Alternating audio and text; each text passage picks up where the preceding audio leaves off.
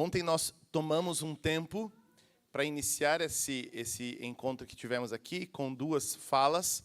A de ontem nós falamos sobre a relação que temos com nossos amigos em Cristo, pessoas que conhecem ao Senhor, e qual é o fundamento para essas relações. E aí eu quero saber de vocês como é que foram os pequenos grupos, foram bons? Conversas boas, ok? Perfeito, já saíram com os jantares todos marcados de Dia dos Amigos, muito bom.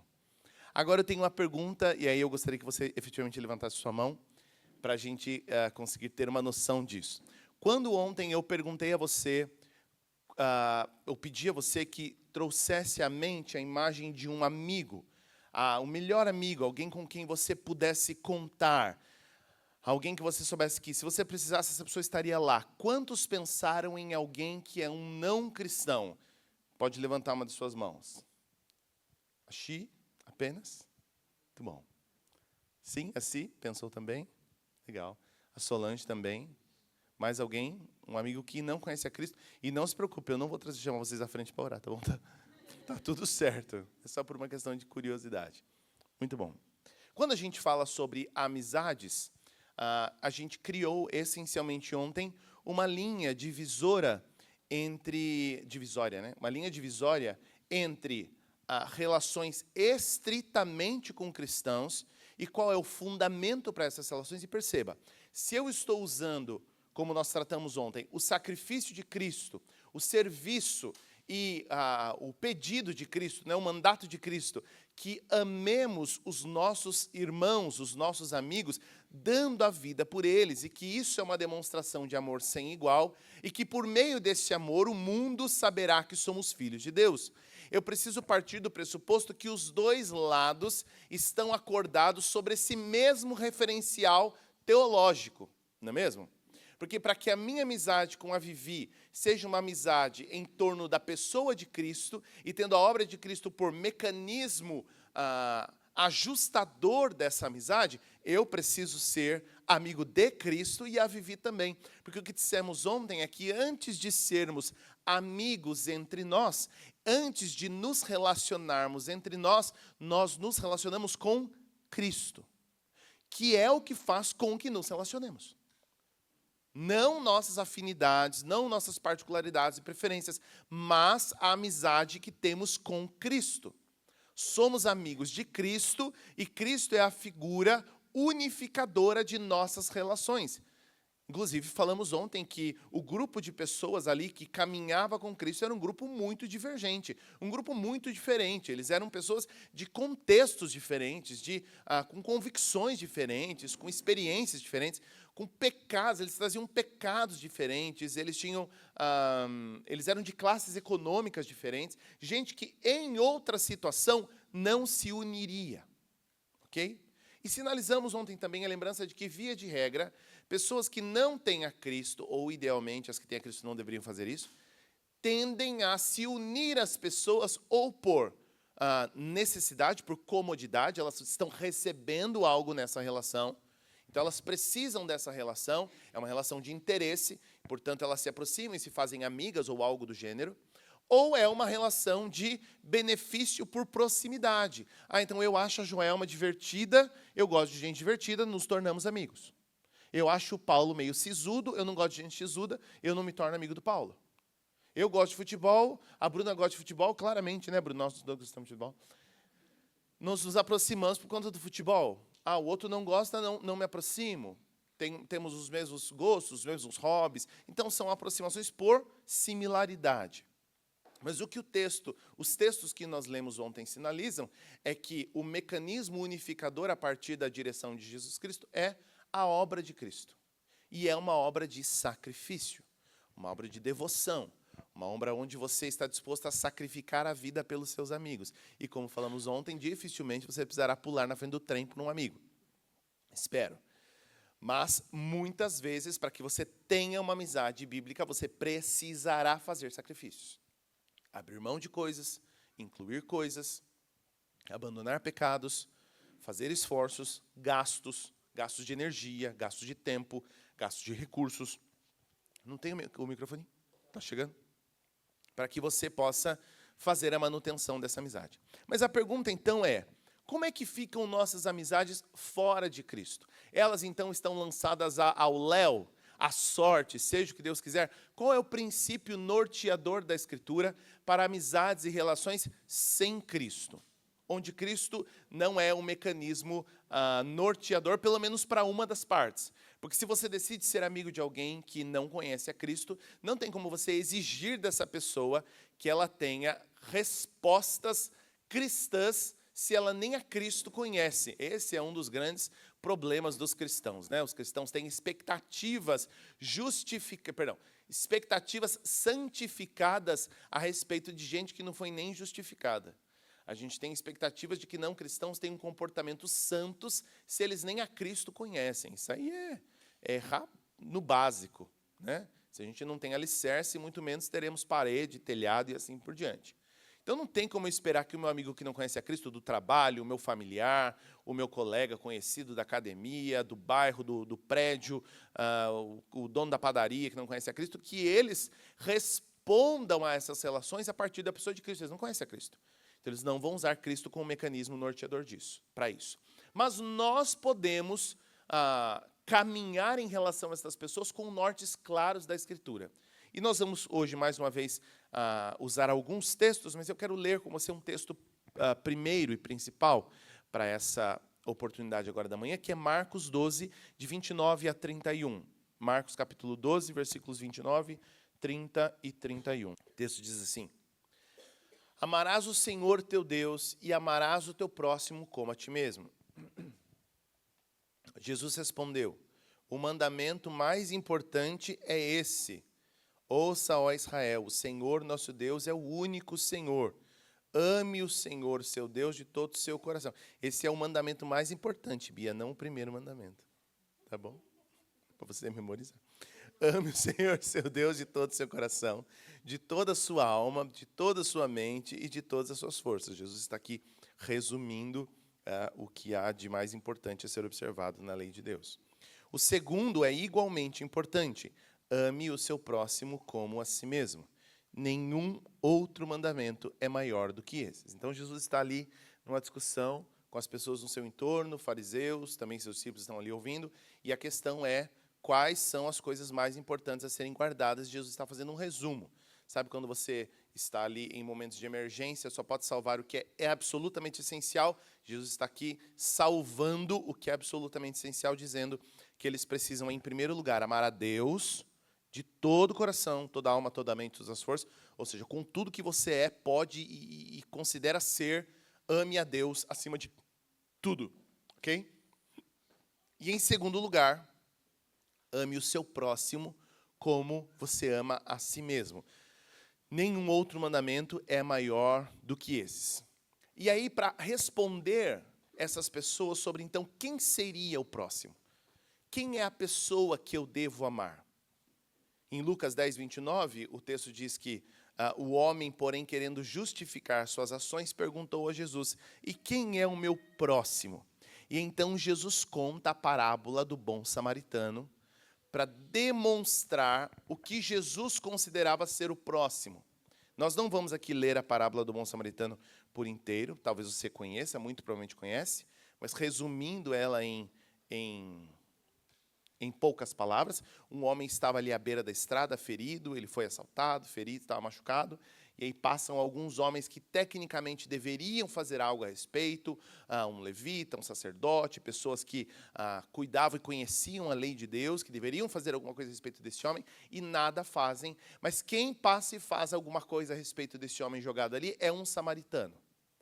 E então, o plot aqui, a questão dessa história de Jesus é mostrar que o samaritano, mesmo não sendo judeu, e claramente tendo desavenças teológicas, escatológicas, messiânicas, políticas com os judeus, ele decide auxiliar esse homem, leva o homem para uma hospedaria, paga tudo e cuida desse homem. Jesus está respondendo ali, então, que o próximo é quem está perto de você, incluindo e especialmente considerando que este próximo é provavelmente alguém diferente de você, que discorda de você, alguém que discorda veementemente das suas opiniões, alguém que às vezes até já agrediu tuas posições pessoais, talvez tua família, tuas preferências, alguém essencialmente diferente de você.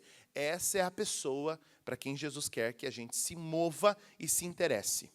No Sermão do Monte, capítulo 5 de Mateus, Jesus vai até expandir mais o que a gente nem no básico consegue fazer. Porque se amar os nossos conhecidos e amigos já é um desafio gigantesco, em Mateus 5, versículo 43, Jesus vai dizer assim: vocês ouviram o que foi dito, ame o teu próximo. E aí então Jesus diz, e provavelmente vocês entenderam, odeie o seu inimigo. Mas eu digo, amem os seus inimigos e orem por quem os persegue. E aí a coisa começa a ficar cada vez mais azeda, né? Porque se amar os nossos amigos já é um desafio gigantesco, Jesus está dizendo, não pense que quando eu digo a vocês que vocês devem amar os seus amigos ou amar o próximo de vocês, isso dá o direito de odiar quaisquer outras pessoas que vocês não tenham nenhum tipo de afeição. Não, pelo contrário, vocês não só não devem odiar estas pessoas, como vocês devem amar estas pessoas, os profundamente diferentes de vocês, amar e orar por estas pessoas que te perseguem. Desse modo, vocês agirão como verdadeiros filhos de Deus que está no céu, pois ele dá luz do sol tanto a maus como a bons, e faz chover tanto sobre justos como injustos. O que Jesus está dizendo aqui é que aparentemente eu e você devemos ser profundamente interessados e hospitaleiros até com as pessoas mais hostis. Isso envolve defendê-los de ataques injustos, oferecer amizade a eles e até mesmo acolhê-los em casa. É uma abordagem completamente diferente do que estamos acostumados.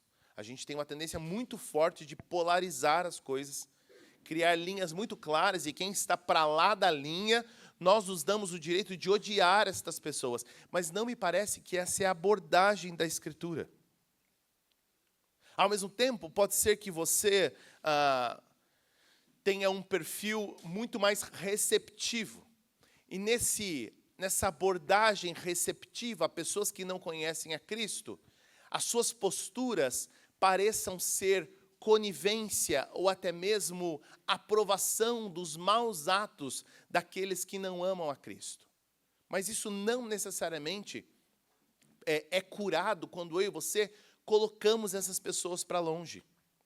Relacionar-se com aqueles que não compartilham a nossa fé sem hostilidade ou desrespeito, ou até mesmo uma tolerância apática, isso, na verdade, é amor. É amor. Não tratar essas pessoas como horríveis é amá-las. E esse é o ponto de partida para nos relacionarmos com pessoas que não conhecem a Cristo. O primeiro deles é entender que eu e você temos chamados do próprio Cristo para que a gente se interesse por essas pessoas. E então, agora eu quero que você faça um exercício. Quero que você traga à sua mente a figura do tipo de gente que você mais detesta. Pensa aí. Corintianos, petistas, bolsonaristas, mães de bebê reborn. E aí? Qual é o tipo de gente que você mais detesta? Que quando chega perto assim, meu Deus, eu pescoço essa pessoa. E aí? Qual é o tipo de gente que você mais detesta? Que mais te dá, quando essa pessoa chega, mais te dá implicância? Quem é? Eu e a Giovana, a gente tem um tipo de pessoa que é assim. Que é a pessoa muito cheia de, ai meu Deus, porque minha família, porque minha vida, não sei o quê. A gente conhece uma família, não vou citar nomes, e não, senão vou me incriminar. Mas é uma moça que a gente conheceu nesse contexto de ensino domiciliar, e aí ela tem toda a filha dela, a minha filha não come, a minha filha não toca, a minha filha é isso, a minha filha é aquilo, a coitada da menina leva o lanche dela, coitada, parece isopor com papelão, porque tem alergia de tudo, que não pode encostar em nada. Aí um dia alguém fez uma piada, ela falou assim, porque sabe, quando você quer um docinho depois do almoço, quer um chocolatinho, ela falou assim, uma maçã, né, tio, uma maçã, porque ela sempre está corrigindo para aquilo que é melhor, para aquilo que é mais saudável. Ai, a gente quer dar um chocolate, a gente quer morrer com essas coisas, né? Quem é o tipo de pessoa que te irrita no trabalho? Aquela pessoa, puxa-saco de chefe, quem que é? Tua sogra, não é o meu caso, né, sogrinha? Mas a tua sogra, teu sogro. Como é o tipo de gente que mais te incomoda? É quando a gente visualiza esse tipo de gente, gente que a gente tem desacordos profundos, gente que você não consegue trocar 3, 4 palavras, vocês já estão discutindo, porque vocês pensam tudo completamente diferente. Tudo completamente diferente. A pessoa abre a boca, você pensa o oposto dela. Até o jeito que ela respira está errado para você. Pense, é desse tipo de gente que Jesus Cristo está falando. A amizade de cristãos e não cristãos deve estar pautada em respeito mútuo, mesmo quando há desacordos profundos. A autora desse livro, que a gente está utilizando aqui, ela conta que ela tem uma amiga que é tudo que ela não é. Tudo que ela não é. Ela não crê em Cristo, ela tem outras perspectivas de criação de filhos, ela tem outros hobbies, outro tipo de perspectiva profissional, mas elas são muito amigas, muito amigas. Se conheceram ali no contexto, acho que da maternidade, alguma coisa assim, e então se tornaram amigas e seguem essa amizade. Mas elas sabem que elas pensam profundamente diferente. Como é que isso pode acontecer? Isso só existe quando eu e você decidimos respeitar o outro, ainda que haja profundos desacordos. Isso não significa que a gente vai relativizar os pecados e as opiniões antibíblicas destas pessoas que não conhecem a Cristo, mas nós precisamos reconhecer que talvez essas pessoas sejam inteligentes, sejam compassivas, amorosas, e ainda assim elas possam ter opiniões equivocadas. Nós precisamos aprender a recortar as coisas e colocá-las no seu lugar. Amar não cristãos não é aprovar os seus pecados e maus comportamentos, mas é tratá-los com dignidade, escuta e bondade. Quer fazer um teste para ver como isso é difícil para você? Especialmente porque nós temos alguns estereótipos, alguns preconceitos muito fortes. Quando você chega numa padaria, sua padaria de frequência, você sabe se o padeiro, a atendente que te entrega pão, o caixa da padaria é cristão ou não? Você sabe disso? Talvez saiba, dependendo, se for o Otto, assim, né, que conhece a todo mundo. Mas se você for um pouquinho mais discreto, você vai lá, compra seu pãozinho todo dia, não faz perguntas desse gênero e sai. Você pergunta a essas pessoas se elas são cristãos? Não. Como você as trata? Provavelmente com cordialidade, com gentileza. Oi, bom dia, tudo bem? Me vê 12 pãezinhos, por favor, só para tomar café. Me vê 2 pãezinhos, me vê um mussarela, por favor. Você pega, você sai. Obrigado. Ah, é débito. Obrigado, ótimo dia. Agora imagine que você chega para pagar o seu pão e ali você tem um travestizão. Desses bem montadão mesmo. Desse que o dia nem começou, maquiagem, peruca, strass, colorido. Bem assim, bem no ápice de um travesti, assim, com todas as suas potencialidades. Pablo Vittar te atendendo ali para comprar seu pão. Talvez alguns aqui travem imediatamente. Travem, meu Deus do céu. Que horror, que coisa mais horrorosa. O demônio agora vende pão. Meu Deus, que absurdo. Percebe? Porque a gente não consegue recortar as coisas.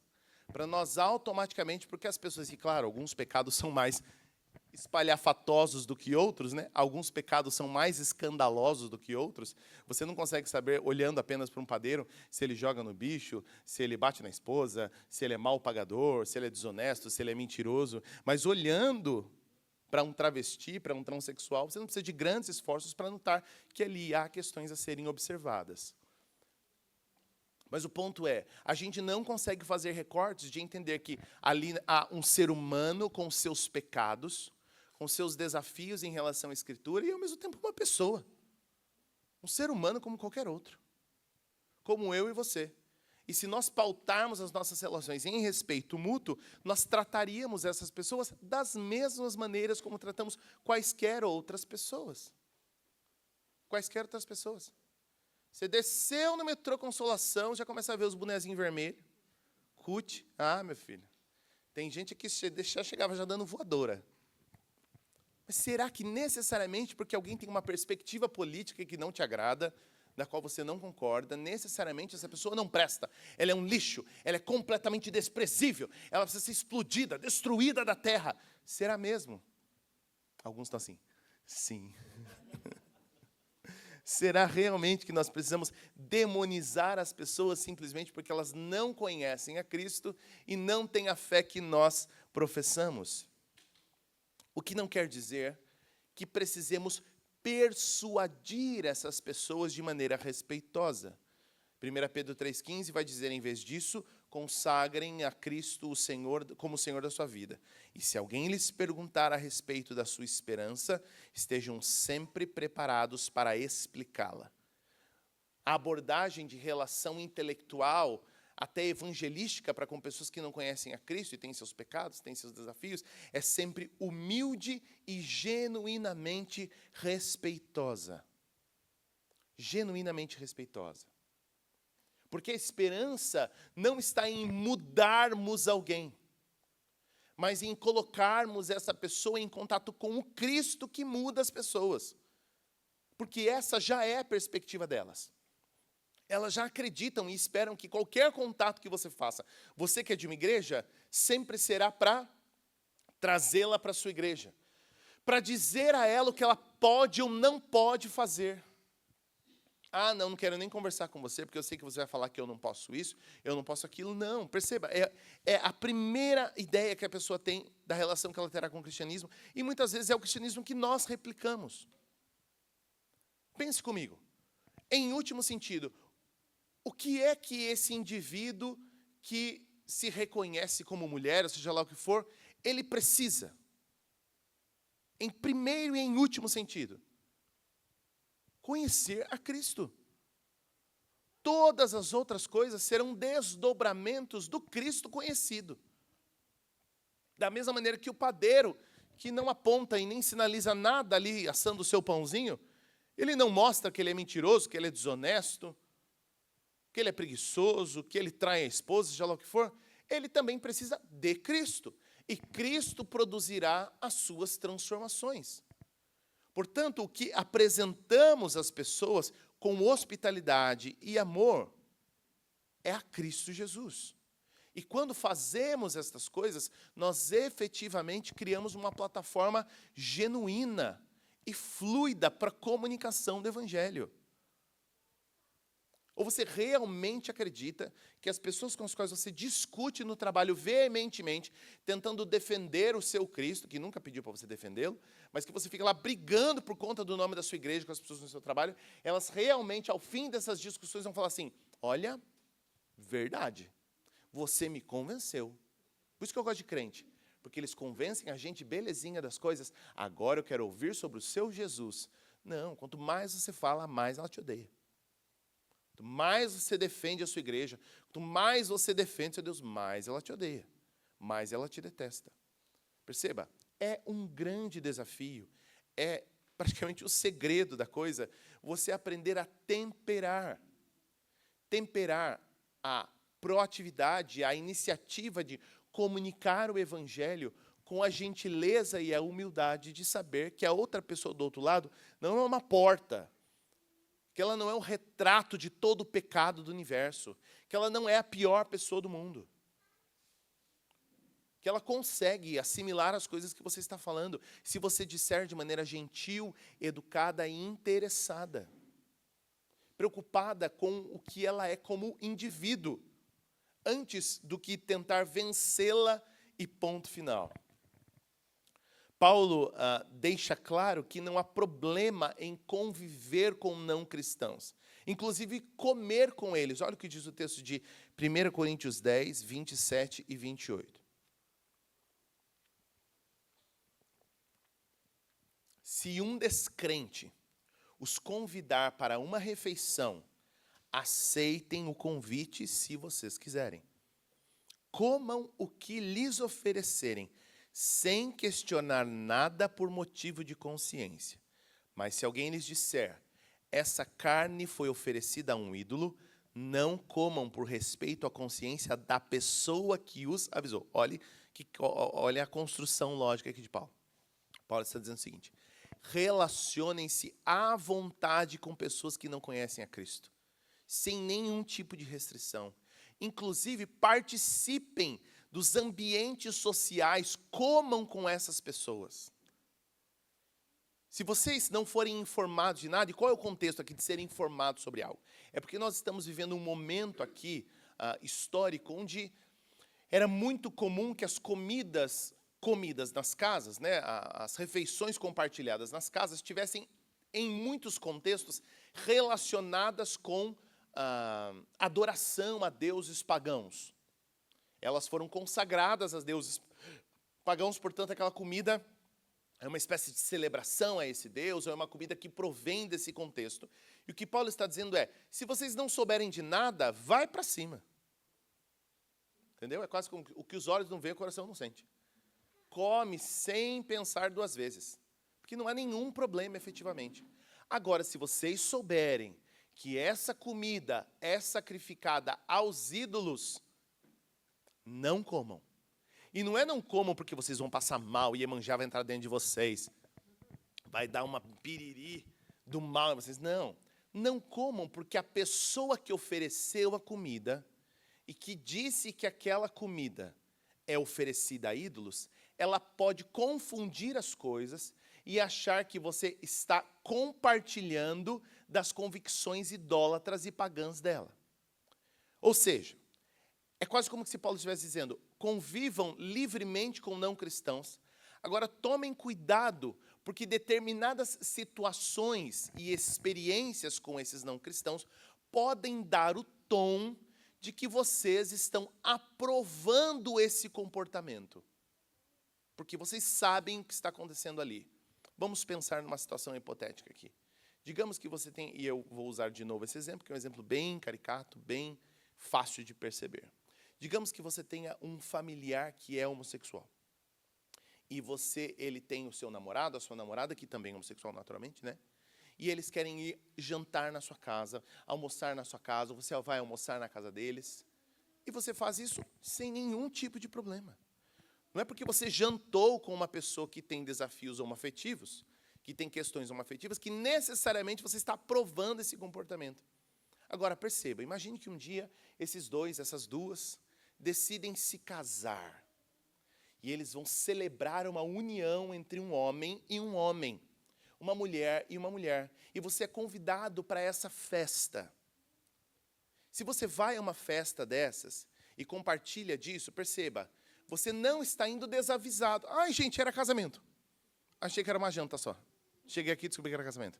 Não, você sabe que é uma festividade que visa celebrar algo que é completamente contrário à palavra de Deus. Ou seja, você está você está caminhando, se envolvendo com algo que claramente vai contra a palavra de Deus. Perceba, são situações completamente diferentes. Completamente diferentes. É esse tipo de discernimento que Paulo diz que nós precisamos ter. E isso corrige os dois polos. Corrige o polo daqueles que não querem nem sentir o cheiro de gente que não conhece a Cristo, detestam gente que não conhece a Cristo, porque todas as pessoas que não conhecem a Cristo não prestam, são horríveis, e elas são do mal, e elas querem o mal da humanidade. Talvez você precise afrouxar um pouco esses seus padrões, que são, na verdade, até antibíblicos. Porque aqui você não vai se sentar e se relacionar com pessoas que o próprio Cristo se relacionaria sem nenhum problema. Sem nenhum problema. Ao mesmo tempo, pode ser que o seu caso seja uma amizade tão cega, tão disposta a seguir quaisquer caminhos para fazer a manutenção dessa amizade, que a sua omissão seja tão grande que você esteja disposto a participar de coisas que claramente vão contra a sua fé, sem nem sequer passar pela sua mente o interesse de se posicionar e dizer que você pensa de maneira contrária. Portanto, a gente não pode pecar em nenhum dos lados. Nem por conivência com coisas que claramente são contrárias à Escritura, e nem tampouco abominando coisas que não são necessariamente abomináveis. Não são necessariamente abomináveis. Uma coisa é você ser convidado para um aniversário, ir lá e tem bebida alcoólica, por exemplo, e você toma uma tacinha de vinho, você toma uma batidinha, uma coisinha, você está ali conversando, você está participando, não tem nada acontecendo, nada demais. Você está no meio de não cristãos, eles viram que você é uma pessoa normal, sem nenhum tipo de neuro, sem nenhum tipo de loucura. Agora, se você vai para uma festa e você enche a cara e você passa vergonha, até mais do que gente que não conhece a Cristo, você está cruzando limites, tentando se parecer, talvez, de alguma forma descolado, disruptivo, cruzando linhas que você não deve cruzar. Não deve cruzar. Portanto, pense, então, novamente, nesses amigos ou nesses potenciais amigos que você tem à sua volta que não conhecem a Cristo. Quais são situações em que você poderia se relacionar com eles e você está evitando se relacionar com eles porque você é preconceituoso, porque você é muito rígido, porque você simplesmente decidiu não gostar dessas pessoas? Agora, perceba talvez quais são situações onde você está se envolvendo com essas pessoas, cruzando limites que você não deveria, de forma que quem olha para você e olha para pessoas que não conhecem a Cristo não conseguem discernir quem é crente e quem não é. Quem conhece a Cristo e quem não conhece. Porque o mesmo Paulo que disse isso, que nós poderíamos nos relacionar, conquanto isso não fira tanto a consciência da pessoa que está nos servindo, quanto de cristãos imaturos, ele diz em 1 Coríntios 10, 21, vocês não podem beber do cálice do Senhor e também do cálice de demônios. Não podem participar da mesa do Senhor e também da mesa de demônios. Não é que haja necessariamente, literalmente, um cálice do demônio, uma mesa do demônio. O que Paulo está dizendo é, saibam a quem vocês servem. Ou vocês seguem os padrões de Deus, ou vocês seguem os padrões do mundo. Mas não misturem as coisas. Seguir os padrões de Deus não é necessariamente sair do mundo, sumir do mundo. Cancelar todos os possíveis relacionamentos que você teria com alguém que não conhece a Cristo. Nem de longe. Da mesma maneira, viver de maneira intencional, bem relacionada, não é se entregar completamente a uma mesa que não faz parte da fé que você confessa. E diante de cada cenário, de cada experiência, só você poderá determinar quão longe você pode e deve ir ou não dentro de uma relação com alguém que não conhece a Cristo. Perceba. Se uma amiga sua engravida fora do casamento, ela não sabe nem quem é o marido. Você vai odiar a criança porque a criança nasceu fora do casamento. Você não vai prestar suporte, fazer um chá de fralda, cuidar dessa amiga. Isso não quer dizer que você está suportando os comportamentos pecaminosos dela.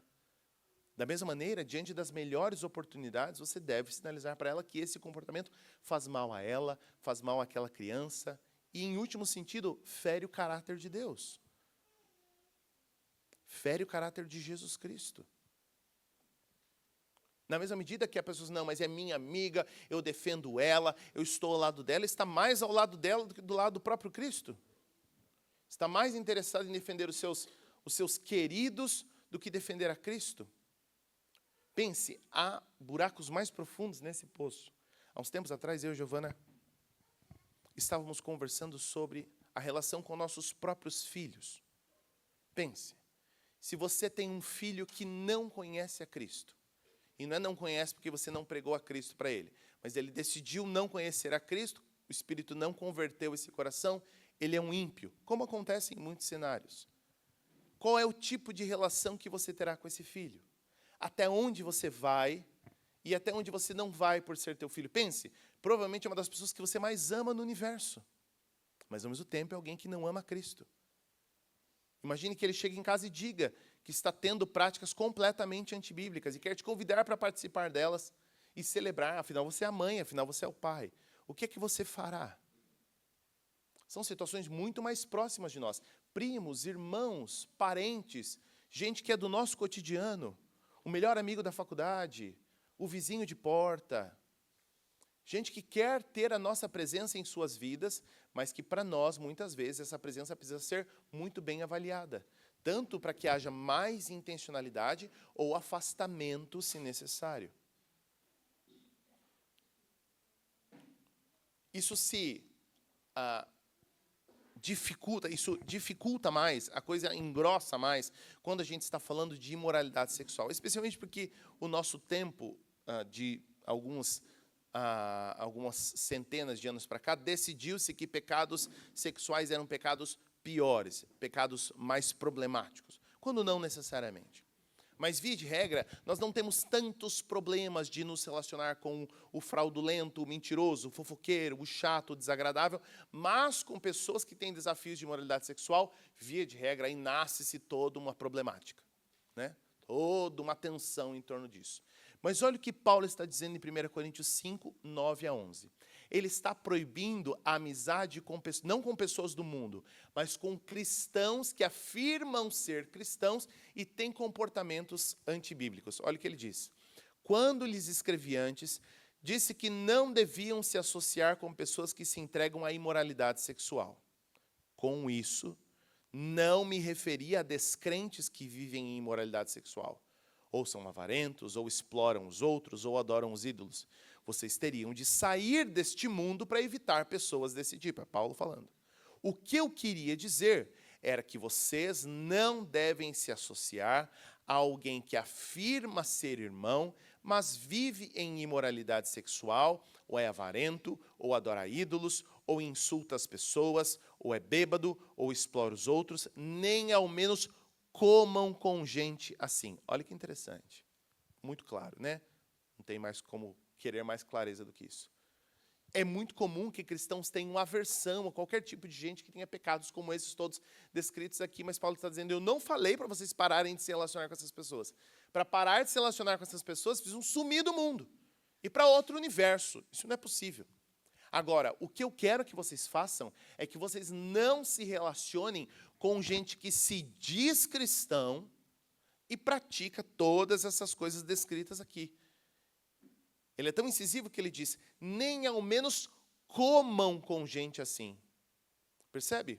Parece ser mais problemático para o nosso testemunho e para as nossas relações, nos relacionarmos com cristãos de mau testemunho do que com não cristãos. É quase como se Paulo estivesse dizendo, eu prefiro que vocês almocem com prostitutas e homossexuais do que com crente que não paga as contas. Eu prefiro que vocês comam com gente que é mentirosa, sem noção, cachaceira, corintiana, do que vocês comerem com gente que é maldosa, fofoqueira, com gente que mente, que quer o pior dos outros, mas se diz cristão. Ah, porque Cristo, porque Jesus, porque Jesus. Mas na semana, Jesus ficou na igreja e ele foi sozinho. E aí, então, o cenário muda completamente. Porque esse tipo de cristão, infelizmente, é muito fácil de achar. Fale a verdade, se você não conhece muitas vezes um não cristão que é muito mais diligente no trabalho do que um cristão. Muito mais amável, honesto e interessado do que alguém que conhece a Cristo. Deveria ser assim? Não deveria ser assim. Esse não deveria ser o padrão, nem de longe. Mas isso acontece. Esse tipo de gente é problemática. Esse tipo de gente é problemática. Gente que diz conhecer a Cristo, mas de Cristo não conhece nada. Porque é o pior tipo de cegueira. Você acredita que está com todos os seus problemas resolvidos, porque você diz conhecer a Cristo, mas em último sentido não conhece. Enquanto pessoas que estão abandonadas para essa vida de pecado, elas efetivamente não conhecem a Cristo e sabem disso. Sabem disso. O Evangelho exige pureza e arrependimento, mas também produz em mim e você misericórdia e humildade. Olha o que diz 1 Coríntios 6, 9 e 11. Vocês não sabem que os injustos não herdarão o reino de Deus? Não se enganem, aqueles que se envolvem em imoralidade sexual, adoram ídolos, cometem adultério, se entregam a práticas homossexuais, são ladrões, avarentos, bêbados, insultam as pessoas ou exploram os outros, não herdarão o reino de Deus. E aí, então ele diz assim, alguns de vocês eram assim. Alguns de vocês eram assim, mas foram purificados e santificados, declarados justos diante de Deus, em nome de Jesus Cristo. De forma que a identidade cristã que temos não é baseada em superioridade moral, mas em transformação pela graça. O que determina que somos novas pessoas não é nosso padrão moral elevado, mas que Cristo morreu e se entregou por nós. E é isso que pregamos. É claro que o cristianismo vem acompanhado de uma moralidade elevada, mas o que pregamos é a Cristo morto, ressurreto, perdoador de pecados, que muda a história, muda vidas, muda famílias. É isso que pregamos. mas nos sentimos travados de nem começar uma conversa com alguém que não conhece a Cristo, temendo que nossa primeira frase vai dizer, mas você sabe, né, que Deus odeia viado. Ixi, Deus detesta mãe solteira. Nossa, tem uma coisa que Deus detesta, é isso. Gente que pende para o lado esquerdo da vida. Deus abomina. Mas quem falou que era assim que a gente se relaciona com pessoas que não conhecem a Cristo? Nós pregamos a Cristo, morto, ressurreto, perdoador de pecados, que, como diz o texto, inclusive alguns de vocês eram assim, que é o que mais me espanta. Essa é uma das coisas que mais me espanta. Cristãos que ou lutavam com esses pecados e agora condenam o mundo todo, depois de terem sido alcançados pela graça de Cristo. Como se eles mesmos tivessem conquistado esse patamar de santidade, não tivesse sido o Espírito de Deus que tivesse os purificado. Ou que, pior dos cenários, elencam alguns pecados que detestam mais para desqualificar pessoas, enquanto escondem os seus próprios. Enquanto escondem os seus próprios e não conseguem notar que muitas vezes, tanto os pecados do outro lado do muro, do outro lado da cerca, quanto estes pecados aqui, se você descer eles e se aprofundar, você encontra a mesma raiz. A mesma raiz. Então, nesse sentido, o Deus que nos salva produz em nós um coração tão humilde, tão convicto de que somos necessitados de Cristo, que não há razão para que a gente não se relacione com pessoas que não conhecem o Senhor. O texto de Lucas 18 conta a história dos dois homens que vão orar. Um deles era fariseu, o outro era cobrador de impostos. A história de Cristo aqui é clara. Ele está querendo propor um paralelo óbvio. É o religioso, detentor da verdade, indo orar, enquanto o cobrador de impostos, o lixo da sociedade, o que traiu sua nação, o bandido, o corrupto, foi lá orar também. E o fariseu está orando em pé. Eu te agradeço, Deus, porque eu não sou como as outras pessoas. Desonestas, pecadoras, adúlteras. Eu, com certeza, não sou como aquele cobrador de impostos. Eu jejuo 2 vezes por semana, dou o dízimo de tudo que eu ganho. Mas o cobrador de impostos, à distância, não tinha coragem nem de levantar os olhos enquanto orava. Em vez disso, ele batia no peito e dizia, Deus tem misericórdia de mim, pois eu sou pecador. Eu lhes digo que foi o cobrador de impostos, e não o fariseu, quem voltou para... Olha que fala pesada de Jesus. Eu digo que quem voltou para casa justificado foi o cobrador de impostos e não o fariseu. Pois aqueles que se exaltam serão humilhados, e aqueles que se humilham serão exaltados. Por isso, não nos relacionamos com o mundo a partir de um pedestal moral, mas a partir de humildade e verdade ao mesmo tempo. Nós precisamos admitir as nossas falhas, mostrando que o que é suficiente em nós é Cristo Jesus e nada mais. Relacionar-se com não cristãos não é condescendência, mas é humildade e amor.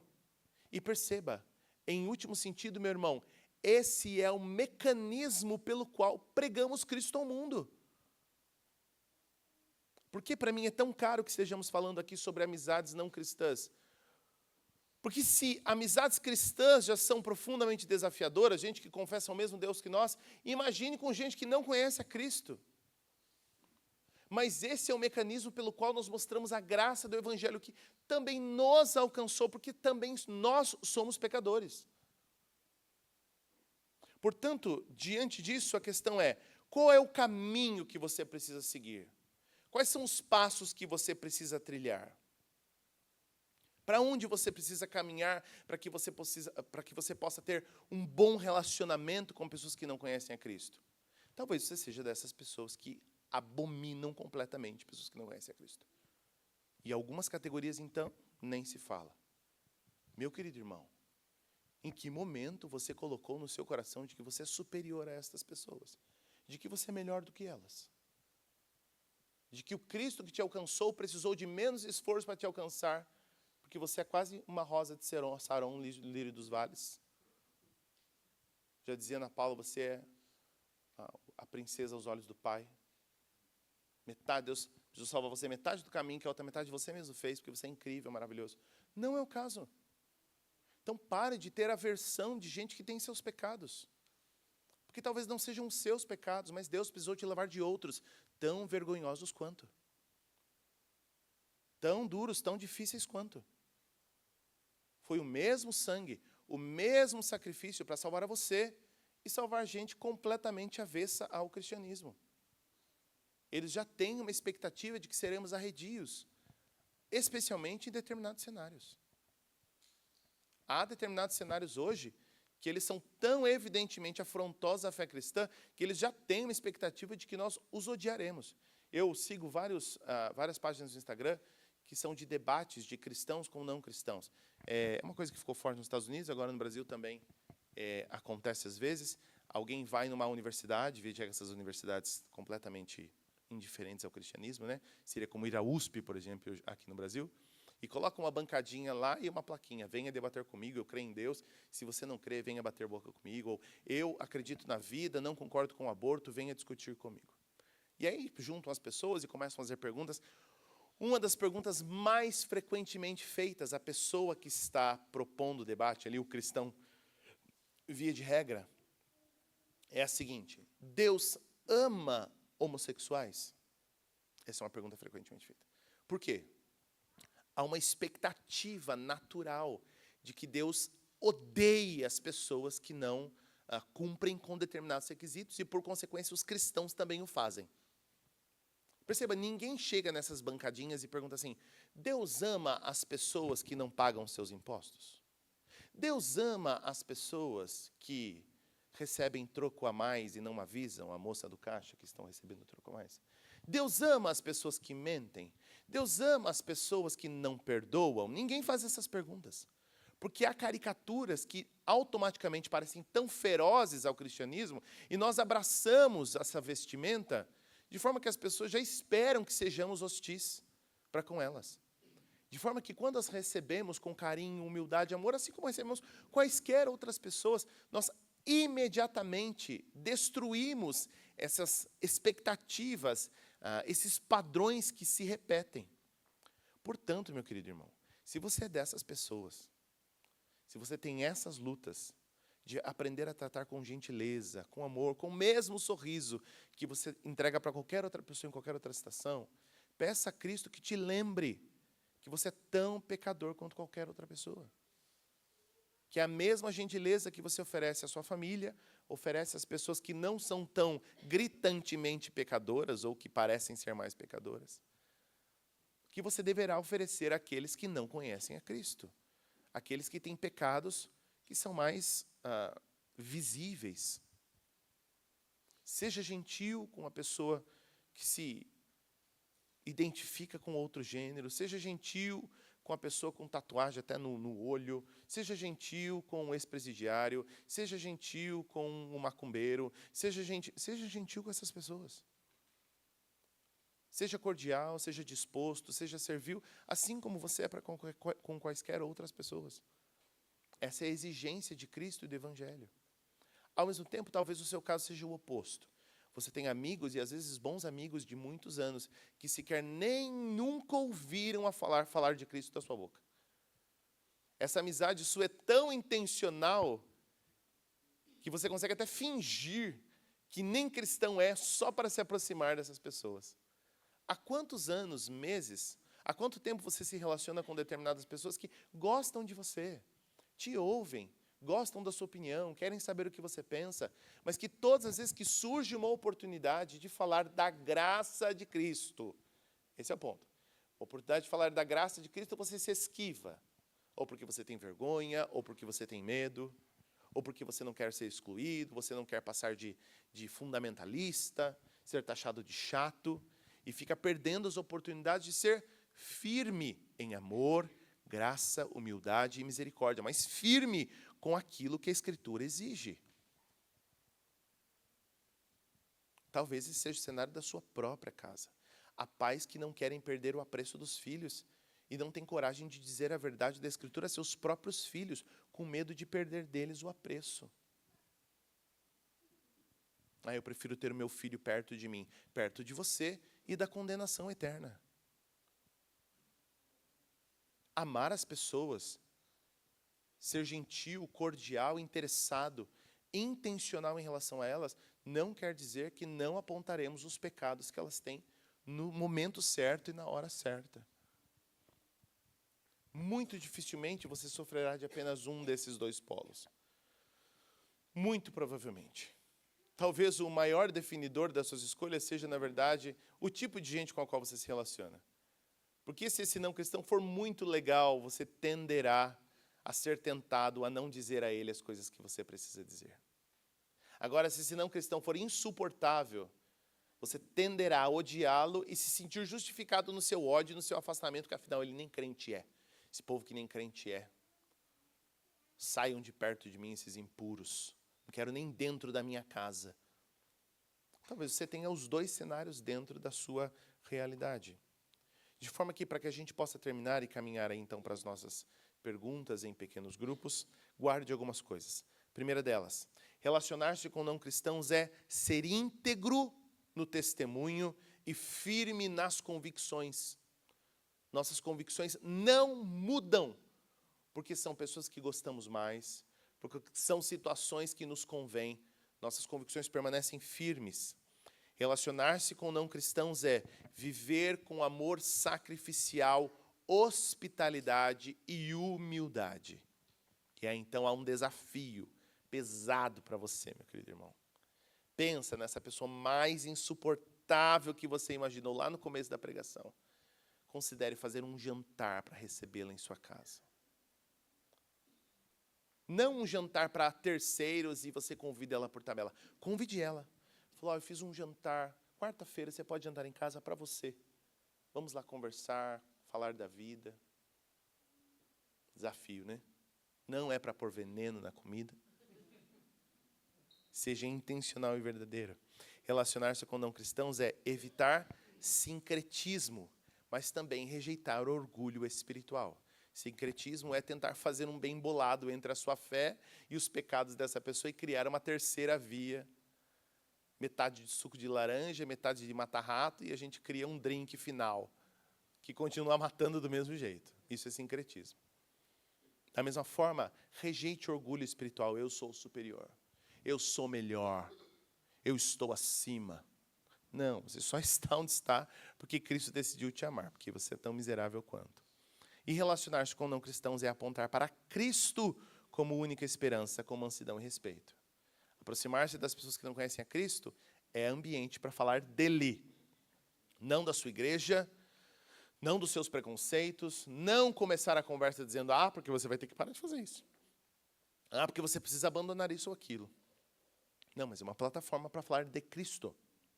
E o resto Cristo fará, o Espírito do Senhor produzirá a seu tempo. E nós faremos parte disso. Amém?